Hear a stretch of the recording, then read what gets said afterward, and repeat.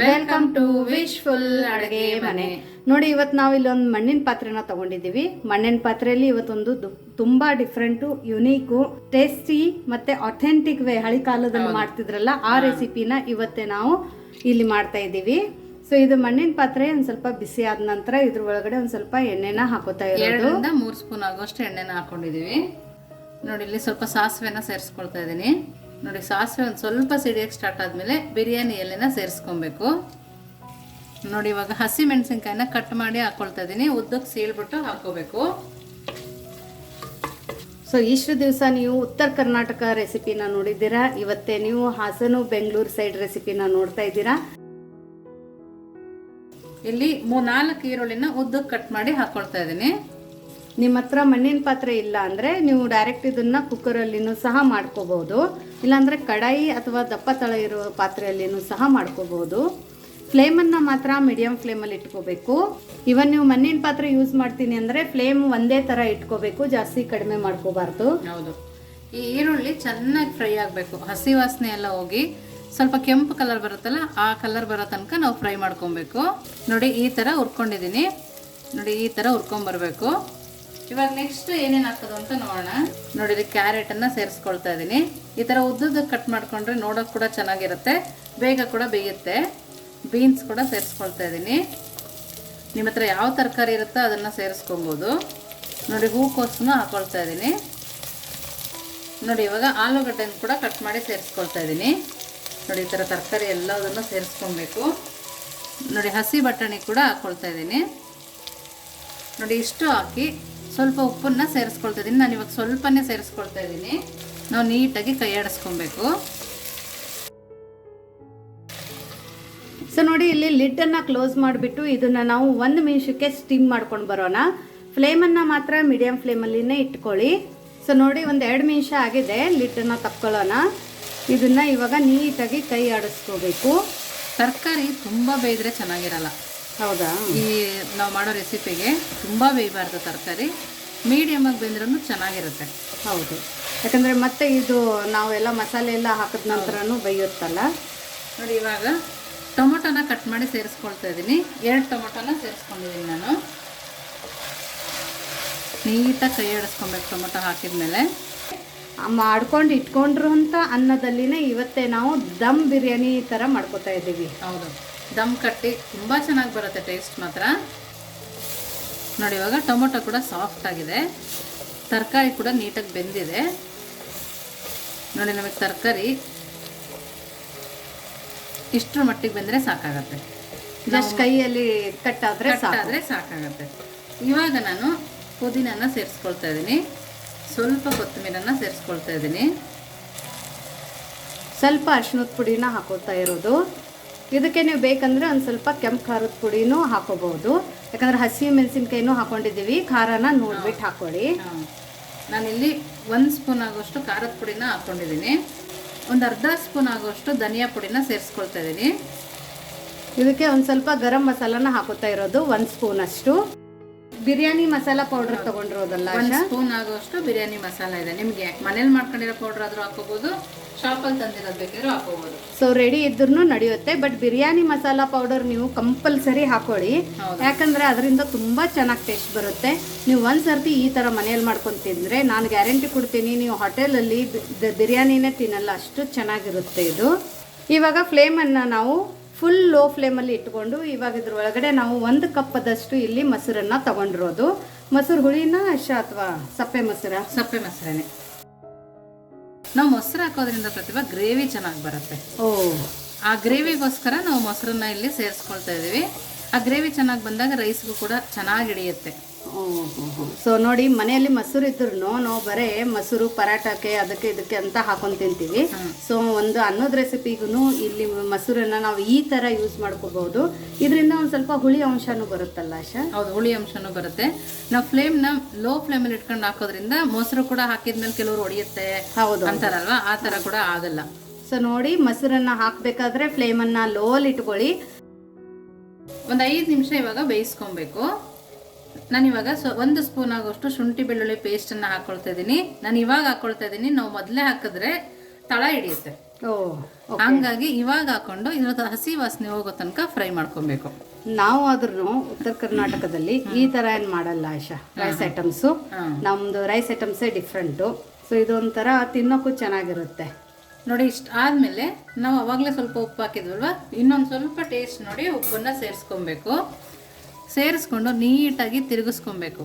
ಅನ್ನಕ್ಕೆ ಬೇರೆ ಉಪ್ಪು ಹಾಕಿದ್ರೆ ನೋಡ್ಬಿಟ್ಟು ಹಾಕೊಳ್ಳಿ. ಹೌದು, ತರಕಾರಿಗೆ ಹತ್ತಿದ್ರೆ ಒಂದ್ಸಲ ಟೇಸ್ಟ್ ಮಾಡಿ ಮಾಡ್ಕೊಬೇಕು ನೋಡಿ. ಇವಾಗ ಇದನ್ನ ಸ್ವಲ್ಪ ತರಕಾರಿನ ನಾವು ತಕ್ಕೊಳ್ಳೋಣ. ತಕ್ಕೋಬೇಕಾ? ಸ್ವಲ್ಪ ತರಕಾರಿನ ತಕ್ಕೊಬೇಕು. ಒಂದು ಸಣ್ಣ ಬೌಲ್ಗಾಗುವಷ್ಟು ತರಕಾರಿನ ತಕ್ಕೊಳ್ತಾ ಇದ್ದೀನಿ ನಾನು ನೋಡಿ. ಈ ಥರ ನೋಡಿ, ಇಷ್ಟನ್ನ ತಕ್ಕೊಂಡಿದ್ದೀನಿ ನಾನು.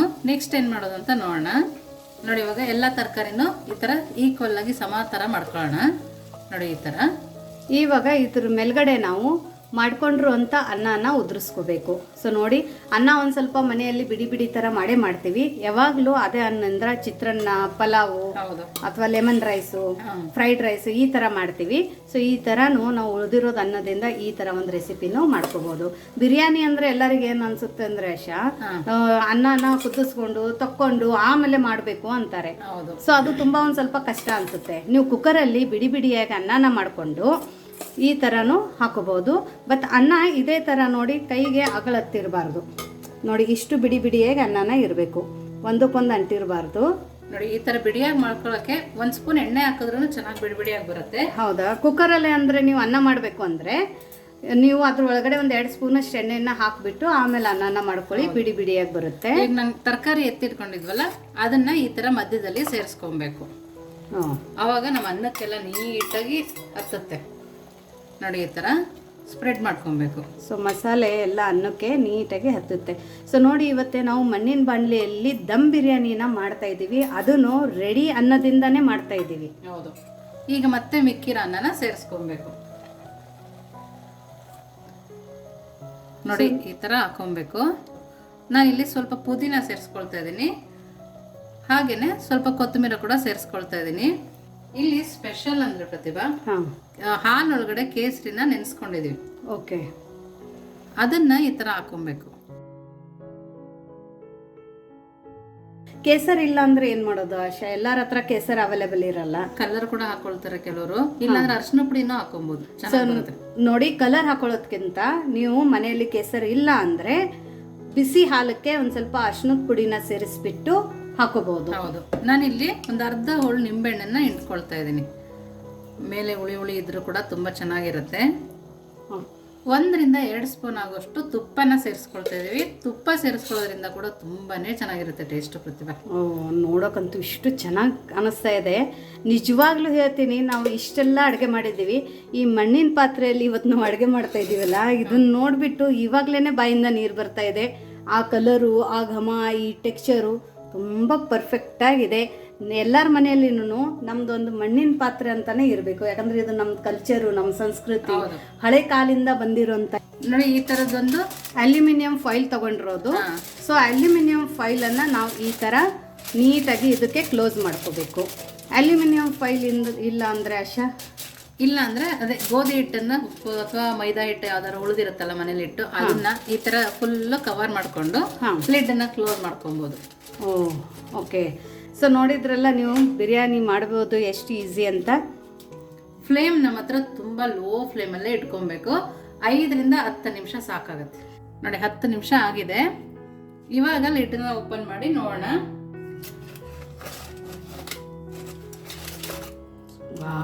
ನೋಡಿ, ಅನ್ನ ಕೂಡ ಸ್ವಲ್ಪ ಮೇಲೆ ಬಂದಿದೆ, ಅದನ್ನ ಕೂಡ ನೋಡ್ಬೋದು. ಅನ್ನ ಮೇಲೆ ಬಂದಿದೆ, ನೀಟಾಗಿ ಬೆಂದಿದೆ ನೋಡಿ. ನೀಟಾಗಿ ಆಗಿದೆ, ದಮ್ ಆಗಿದೆ ನೀಟಾಗಿ. ಇವಾಗ ಮಿಕ್ಸ್ ಮಾಡ್ಕೋಬೇಕಾ ಆಶಾ? ಹೌದು. ಸೊ ಎಲ್ಲ ಅಟ್ ಎ ಟೈಮ್ ಮಿಕ್ಸ್ ಮಾಡ್ಕೊಳ್ಳೋದೇನಿಲ್ಲಲ್ಲ. ಈ ತರ ಬಡಿಸ್ಬೇಕಾದ್ರೆ ಪ್ರತಿಭಾ ಈ ತರ ಬಡಿಸ್ಬೇಕು. ಒಂದೊಂದ್ ಸೈಡ್ ಈ ತರ ತೆಗೆದು ಬಡಿಸ್ಬೇಕು ನಾವು. ಹೌದಾ? ನೋಡ್ತಾ ಇದಾರಲ್ಲ ಎಷ್ಟು ಚೆನ್ನಾಗಿ ಕಾಣಿಸ್ತಿದೆ. ನಾವು ಜಾಸ್ತಿ ತಿರುಗಿಸಬಾರ್ದು. ನಾವು ಜಾಸ್ತಿ ತಿರುಗಿಸಿದ್ರೆ ಏನಾಗುತ್ತೆ, ಅದು ಕಟ್ ಆಗುತ್ತೆ ರೈಸು. ಅವಾಗ ನೋಡಕ್ ಕೂಡ ಚೆನ್ನಾಗಿ ಕಾಣಿಸಲ್ಲ.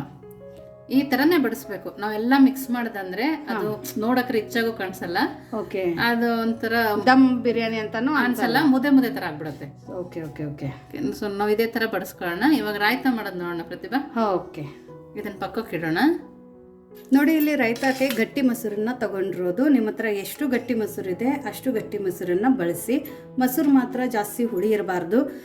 ಇವಾಗ ಇದಕ್ಕೇನೆ ನಾವು ಒಂದು ಸ್ವಲ್ಪ ಉಪ್ಪನ್ನು ಹಾಕ್ಕೊಳ್ಳೋಣ. ಉಪ್ಪನ್ನು ನೋಡ್ಬಿಟ್ಟು ಹಾಕ್ಕೊಳ್ಳಿ. ಸ್ವಲ್ಪ ನೀರು, ಆಮೇಲೆ ರೈತಾಕ್ಕೆ ನೀರು ಹಾಕ್ಕೊಂಡಿದ್ರೆ ಒಂದು ಕಡೆ ನೀರು ಒಂದು ಕಡೆ ಮೊಸರು ಈ ಥರ ಆಗುತ್ತೆ. ಸೊ ಒಂದೇ ಥರ ಕನ್ಸಿಸ್ಟೆನ್ಸಿ ಇರಲಿ ಅಂತೇಳಿ ಇದ್ರೊಳಗಡೆ ನಾನು ಒಂದು ಅರ್ಧ ಕಪ್ಪದಷ್ಟು ಹಾಲನ್ನು ಹಾಕೋತಾ ಇದ್ದೀನಿ. ಕಾಯಿಸಿ ಆರಿಸಿರೋ ಹಾಲಲ್ವಾ? ಹೌದು. ಸೊ ಇದೆಲ್ಲನೂ ನಾವು ಫಸ್ಟ್ ಮಿಕ್ಸ್ ಮಾಡ್ಕೊಳ್ಳೋಣ. ಇದನ್ನು ಬೀಟ್ ಮಾಡ್ಕೋಬೇಕು, ಆವಾಗ ರಾಯ್ತ ತುಂಬ ಚೆನ್ನಾಗಿ ಬರುತ್ತೆ. ಸೊ ನೋಡಿ ಇದನ್ನು ಈ ಥರ ಬೀಟ್ ಮಾಡ್ಕೊಂಡು ಬಂದಿರೋದು. ಇವಾಗ ಇದಕ್ಕೇನೆ ಸಣ್ಣದಾಗಿ ಕಟ್ ಮಾಡ್ಕೊಂಡಿರೋಂಥ ಈರುಳ್ಳಿ, ಸಣ್ಣದಾಗಿ ಕಟ್ ಮಾಡ್ಕೊಂಡಿರೋಂಥ ಸೌತೆಕಾಯಿ, ಒಂದು 4 ಮೆಣಸಿನ್ಕಾಯಿನ ಉದ್ದ ಉದ್ದ ಕಟ್ ಮಾಡ್ಕೊಂಡಿರೋದು, ಸ್ವಲ್ಪ ಕೊತ್ತಂಬರಿ ಸೊಪ್ಪು ಸಣ್ಣದಾಗಿ ಕಟ್ ಮಾಡ್ಕೊಂಡು ಹಾಕ್ಕೊಳ್ಳೋಣ. ಇದೆಲ್ಲನೂ ನಾವು ನೀಟಾಗಿ ಮಿಕ್ಸ್ ಮಾಡ್ಕೊಳ್ಳೋಣ. ಸೊ ಇವಾಗ ಇದನ್ನು ಸಹ ರೆಡಿಯಾಗಿದೆ. ಇವಾಗ ನಾವು ದಮ್ ಬಿರಿಯಾನಿ ಮತ್ತು ರಾಯ್ತಾನ ಯಾವ ಥರ ತಿನ್ನೋದು ಅಂತ ನೋಡೋಣ ಬನ್ನಿ. ನೋಡಿ ಇವಾಗ ಬಿಸಿ ಬಿಸಿ ವೆಜ್ ಬಿರಿಯಾನಿ ರೆಡಿ ಇದೆ. ತುಂಬ ಚೆನ್ನಾಗಿ ಕಾಣ್ತಾ ಇದೆ, ಪರ್ಫೆಕ್ಟಾಗಿದೆ. ಸೊ ಮಾಡ್ಕೊಂಡಿರೋಂಥ ಅನ್ನದಲ್ಲಿನೂ ಈ ಥರ ಒಂದು ವೆಜ್ ದಮ್ ಬಿರಿಯಾನಿನ ಈಸಿ ವೇಯಿಂದ ಹೇಗೆ ಮಾಡಿದ್ದೀವಿ ಅಂತ ನೋಡಿದ್ರಲ್ಲ. ಇವಾಗ ಇದಕ್ಕೆ ನಾವು ಸ್ವಲ್ಪ ರಾಯ್ತಾನ ಹಾಕ್ಕೊಳ್ಳೋಣ. ಸೊ ಇದಕ್ಕೆ ರಾಯ್ತ ಬೇಕೇ ಬೇಕಲ್ಲ ಆಶಾ? ಹೌದು, ಅವಾಗ ಟೇಸ್ಟ್ ಚೆನ್ನಾಗಿ ಬರುತ್ತೆ, ತುಂಬ ಚೆನ್ನಾಗಿ ಬರುತ್ತೆ. ಸೊ ನೋಡಿ ನೆಂಚ್ಕೊಳ್ಳೋಕ್ಕೆ ಸೌತೆಕಾಯಿ, ಅದ್ರ ಜೊತೆ ಈರುಳ್ಳಿ ತುಂಬ ಚೆನ್ನಾಗಿರುತ್ತೆ ತಿನ್ನೋಕ್ಕೆ. ಹೌದು, ನೋಡಿ ಎಷ್ಟು ಚೆನ್ನಾಗಿದೆ ಅಂದರೆ ನೋಡೋಕ್ಕೆ ಅಷ್ಟು ಪರ್ಫೆಕ್ಟಾಗಿದೆ. ಆ ಅಗಳು, ಆ ಟೆಕ್ಚರು, ಆ ಕಲರು ಇಲ್ಲಿ ತೋರಿಸ್ತೀನಿ ನೋಡಿ ನಿಮಗೆ ಎಷ್ಟು ಪರ್ಫೆಕ್ಟಾಗಿ ಬಂದಿದೆ ಅಂತ. ಸೊ ನೋಡಿ ಒಂದು ಸ್ಪೂನಲ್ಲಿ ನಿಮ್ಗೆ ತೋರಿಸ್ತೀನಿ ತೊಗೊಂಡ್ಬಿಟ್ಟು. ನೋಡಿ ಎಷ್ಟು ಚೆನ್ನಾಗಿ ಬಂದಿದೆ ಅಂತ, ತುಂಬ ಫಸ್ಟ್ ಕ್ಲಾಸಾಗಿ ಬಂದಿದೆ. ಇದನ್ನು ಯಾವ ಥರ ತಿನ್ನೋದು ಅಂದರೆ ಸ್ವಲ್ಪ ರಾಯ್ತಾನ ಇದ್ರ ಮೇಲ್ಗಡೆ ಹಾಕ್ಕೊಂಡು ಈ ಥರ ನೀವು ವೆಜ್ ದಮ್ ಬಿರಿಯಾನಿನ, ಅದನ್ನು ಮಣ್ಣಿನ ಮಡಿಕೆಯಲ್ಲಿ ಮಾಡಿರೋದು. ಆಮೇಲೆ ನಿಮ್ಮ ಹತ್ರನೂ ಮಣ್ಣಿನ ಮಡಿಕೆ ಇದ್ದರೆ ಒಂದು ಸರ್ತಿ ಅದರಲ್ಲಿ ಮಾಡಿ ನೋಡಿ, ಆಮೇಲೆ ನಿಮಗೆ ರುಚಿ ಗೊತ್ತಾಗೋದು. ನೋಡಾಶಾ ತುಂಬ ಚೆನ್ನಾಗಿದೆಯಾ? ನೀನೊಂದ್ಸಲ ಟೇಸ್ಟ್ ಮಾಡು. ಸ್ಪೂನಿಂದ ತಿಂದರೆ ರುಚಿ ಕಡಿಮೆ, ಕೈಯಿಂದ ತಿಂದರೆ ರುಚಿ ಜಾಸ್ತಿ. ಕೈಯಿಂದ ತಿಂದು ನೋಡೋಣ. ತುಂಬ ಚೆನ್ನಾಗಿ ಬಂದಿದೆ. ನಂಗೆ ಮಾಡ್ತಾ ಇದ್ಬೇಕಾದ್ರೆ ಬಾಯಲ್ಲಿ ನೀರು ಬರ್ತಾಯಿತ್ತು ಆ್ಯಕ್ಚುಲಿ. ತುಂಬ ಅಂದರೆ ತುಂಬ ಚೆನ್ನಾಗಿ ಬಂದಿದೆ. ಇಷ್ಟು ಚೆನ್ನಾಗಾಗಿದೆ ಅಂದರೆ ಒಂದು ಸರ್ತಿ ನೀವು ಮಾಡಿ ನೋಡಿ. ಸೊ ನೋಡಿ, ಅನ್ನನ ಮಾಡಿ ಆಮೇಲೆ ದಮ್ ಕಟ್ಟಿ ಆಮೇಲೆ ಬಿರಿಯಾನಿ ಮಾಡಬೇಕಂತ ಏನೂ ಇಲ್ಲ. ಇರೋಂಥ ಅನ್ನದಲ್ಲಿನೂ ದಮ್ ಬಿರಿಯಾನಿನ ಅದೇ ಟೆಕ್ಸ್ಚರು ಅದೇ ಟೇಸ್ಟಲ್ಲಿ ಮಾಡ್ಕೋಬೋದು. ಮಕ್ಕಳಿಗೆ ಲಂಚ್ ಬಾಕ್ಸಿಗೂ ಮಾಡಿಕೊಡ್ಬೋದು. ಸೊ ಈ ಥರ ಒಂದು ಹೆಲ್ದಿ ರೆಸಿಪಿ ನಿಮಗೆ ಹೇಗೆ ಅನ್ನಿಸ್ತು ಅಂತ ಕಮೆಂಟ್ ಮೂಲಕ ತಿಳಿಸೋದನ್ನು ಮರಿಬೇಡಿ. ಇನ್ನೂ ನಮ್ಮ ಚಾನಲ್ನ ನೀವು ಲೈಕ್ ಮಾಡಿಲ್ಲ, ಶೇರ್ ಮಾಡಿಲ್ಲ, ಸಬ್ಸ್ಕ್ರೈಬ್ ಮಾಡಿಲ್ಲ ಅಂದರೆ ಮಾಡೋದನ್ನು ಮರಿಬೇಡಿ. ವಿಶ್ಫುಲ್ ಅಡುಗೆ ಮನೆಗೆ ಮತ್ತೆ ಸಿಗೋಣ ಹೊಸ ಹೊಸ ರೆಸಿಪಿ ಜೊತೆ. Thank you.